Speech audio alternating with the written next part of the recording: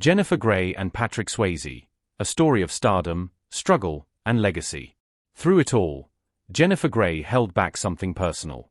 Something that may have forever shifted her dynamic with Swayze. What was she hiding? Why did she keep it buried during the most pivotal project of her career? The truth, as it turns out, is more layered than anyone imagined. Jennifer Grey quietly redefined a career outside the Hollywood spotlight, carving a path of resilience, evolution, and quiet strength. Born on March 26, 1960 in New York City, she was raised in a family deeply rooted in the arts. Her father, Joel Grey, was an acclaimed actor and Academy Award winner, while her mother, Jo Wilder, was a former actress and singer. With that kind of artistic legacy, it seemed inevitable that Jennifer would find her way to the stage. Yet, her path was far from easy or traditional. After graduating from Manhattan's Dalton School, she trained at the neighborhood playhouse, building a solid foundation in acting. In the early 1980s, she slowly earned her way into film through commercials and small roles, gaining traction in a fiercely competitive industry. Her role as Jeannie Bueller in Ferris Bueller's Day Off, 1986, helped her stand out with audiences. But it was Dirty Dancing the following year that truly launched her into stardom. As Frances Baby Houseman, she embodied youthful courage, vulnerability, and self-discovery. Her performance wasn't just about dance moves or chemistry with Swayze. It captured the emotional journey of a girl finding her voice. That raw authenticity connected with generations of viewers and made Dirty Dancing a timeless favorite. Jennifer Grey became a household name. Yet, she remained an unusually reluctant star. She focused on the work, not the fame, and carried herself with humility and quiet determination. After Dirty Dancing, her career took a slower, more reflective turn. Though none of her later roles matched the success of Baby Houseman, Jennifer continued working consistently in film and television. She appeared in projects like Bloodhounds of Broadway, Wind, and a variety of TV roles throughout the 1990s and 2000s. She also did voice work and accepted smaller parts that allowed her to stretch her range and adapt to different genres. Fame might have dimmed, but her passion for acting remained strong. Jennifer never relied on celebrity status alone. Her craft, marked by depth and emotional authenticity, spoke for itself. In interviews, she often shared how her priorities had changed. It was never just about being a star. It was about doing meaningful work, building a full life, and navigating the turbulent waters of a demanding industry. One of the most publicly scrutinized and deeply personal chapters of her career came in the early 1990s when she underwent rhinoplasty. What followed was an unexpected and painful shift in her public image and professional opportunities. In an era where cosmetic surgery was becoming common, especially for women in Hollywood, Jennifer's decision was met with harsh judgment. What made Jennifer Grey's decision to undergo rhinoplasty so impactful wasn't simply the surgery itself, but a profound shift in how she was perceived by both casting directors and fans. In later interviews, Grey openly admitted that the nose job left her unrecognizable, even to her closest friends. While she retained her talent, grace, and work ethic, the change drastically affected her career. She famously said, "I went into the operating room a celebrity and came out anonymous."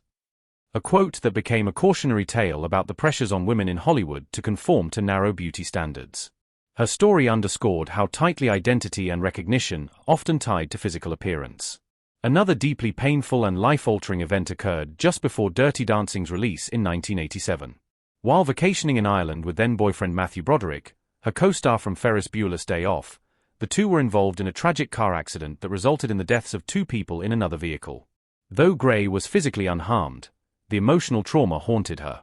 She experienced severe survivor's guilt. And despite Dirty Dancing becoming a career-defining success, she struggled to embrace it fully. The juxtaposition of personal tragedy and professional triumph left her emotionally conflicted and led to a retreat from the public eye. In interviews, she later admitted that she felt as though she didn't have a right to celebrate when others had lost their lives. Beyond emotional trauma, Grey also battled an evolving entertainment industry that often sidelines women as they age or alter their appearance. While the industry often preaches reinvention, it paradoxically punishes those who visibly change. Though many hoped Grey would continue as a leading lady, the roles began to dry up by the early 1990s, not solely because of her appearance, but due to a broader systemic issue in Hollywood, a lack of nuanced roles for women who don't fit a narrow mold of youth and conventional beauty. Grey's career arc reflects a larger conversation around ageism, appearance-based discrimination, and the double standards that continue to shape women's trajectories in entertainment. Her personal journey became emblematic of struggles many other actresses silently endure. Less visible but equally impactful was Grey's battle with chronic pain following the 1987 car accident. She lived with lingering injury for years, many of which went undiagnosed until 2010 when she joined Dancing with the Stars. A full medical evaluation revealed severe damage to her spine and a neck compression that could have eventually led to paralysis. She underwent corrective surgery just before the show and went on not only to compete but to win.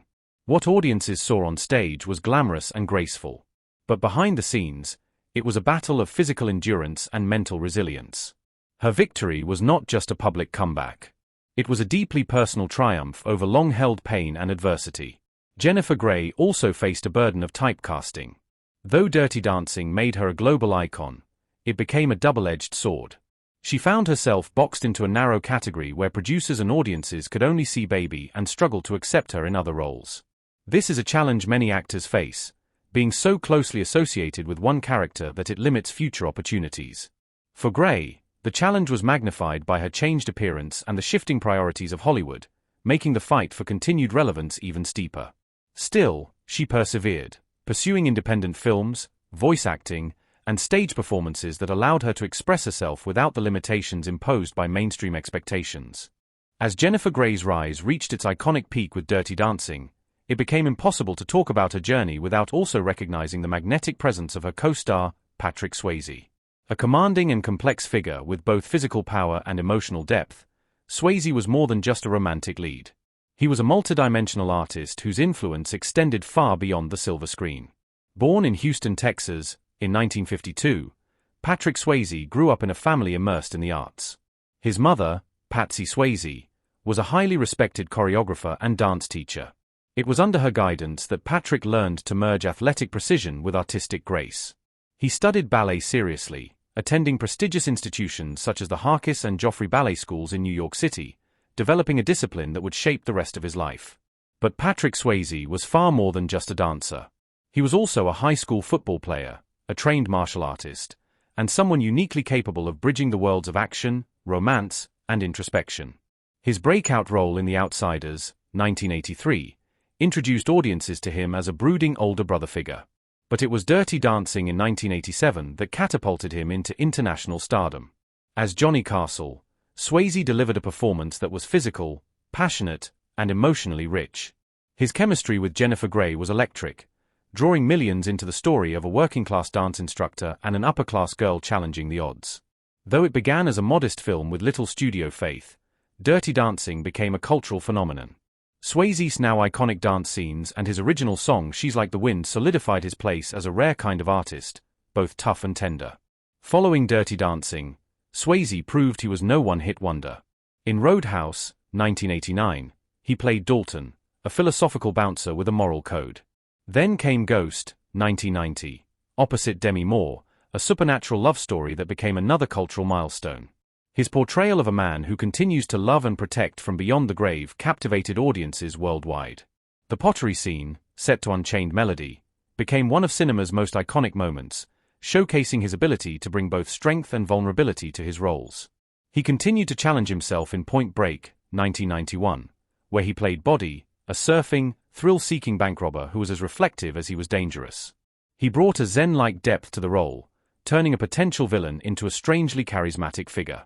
The film also allowed Swayze to showcase his athleticism, performing many of his own stunts, including skydiving.